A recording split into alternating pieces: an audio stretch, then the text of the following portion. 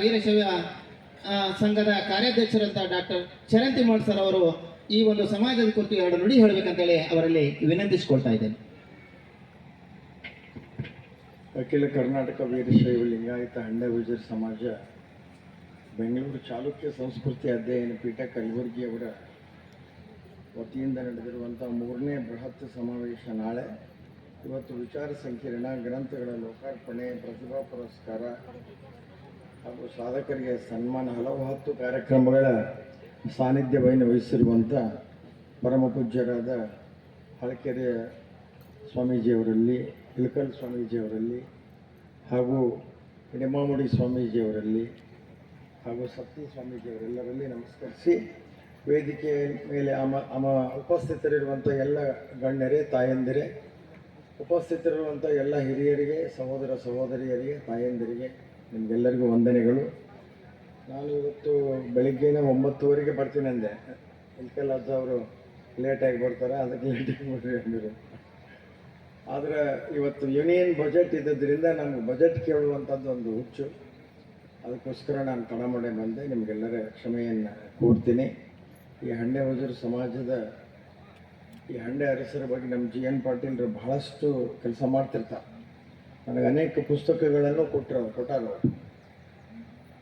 ಹಂಡೆ ಅರಸರು ಮಾಡಿದಂಥ ಕೆಲಸ, ಅವರ ಅವಧಿಯಲ್ಲಿ ಆದಂಥ ಒಂದು ಪ್ರಗತಿಪರ ಚಿಂತನೆಗಳ ಬಗ್ಗೆ ಭಾಳಷ್ಟು ಬರೆದಿದ್ದಾರೆ. ಅನೇಕ ಹಿರಿಯರು ಮಾತಾಡಿದ್ದಾರೆ. ಅವ್ರು ಏನು ಮಾತಾಡಿದ್ದಾರೆ ನನಗಂತೂ ಗೊತ್ತಿಲ್ಲ.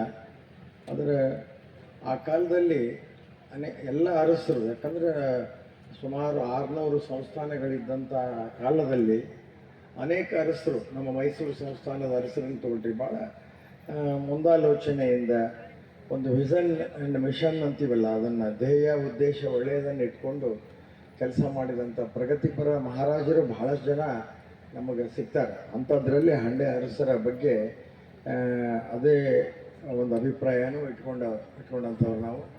ಅವ್ರ ಕಾಲದಲ್ಲಿ ಸಾಕಷ್ಟು ಒಳ್ಳೆಯ ಕೆಲಸಗಳು ಆಗಿದ್ದವು.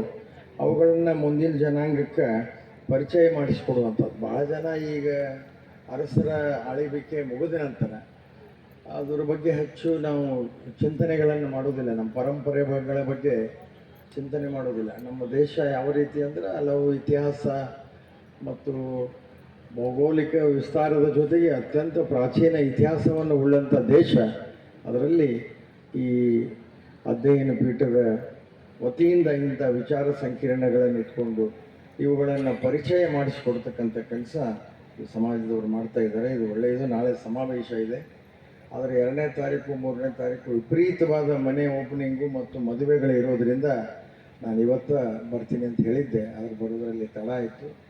ಸಾಕಷ್ಟು ಅವಕಾಶಗಳಿದ್ದಾವೆ ಸಮಾಜದಲ್ಲಿ ಮುಂದೆ ಬರುವಂಥ ಇವತ್ತು ವ್ಯವಸ್ಥೆಗೆ.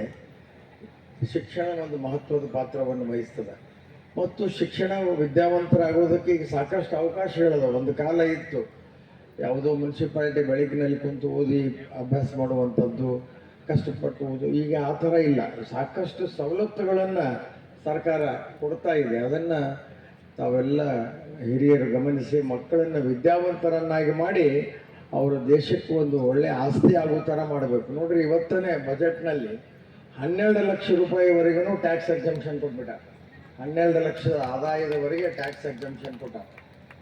ಅಂದರೆ ಪ್ರಗತಿ ಇಂಡಸ್ಟ್ರೀಸ್ ಮಾಡುವಂಥವ್ರಿಗೆ, MSME ಸಣ್ಣ ಉದ್ಯೋಗಗಳನ್ನು ಮಾಡುವಂಥವ್ರಿಗೆ, IITಗಳಿಗೆ ಸಾಕಷ್ಟು ಪ್ರೋತ್ಸಾಹಗಳನ್ನು ಕೊಟ್ಟಾರ. ಈ ಸರ್ಕಾರ ಸಾಕಷ್ಟು ವಿದ್ಯೆ ಕಲಿಯುವ ಎಲ್ಲರಿಗೂ ವಂದಿಸಿ ನನ್ನ 2 ಮಾತು ವಿರಾಮ ಕೊಡ್ತೀನಿ. ಜೈ ಹಿಂದ್.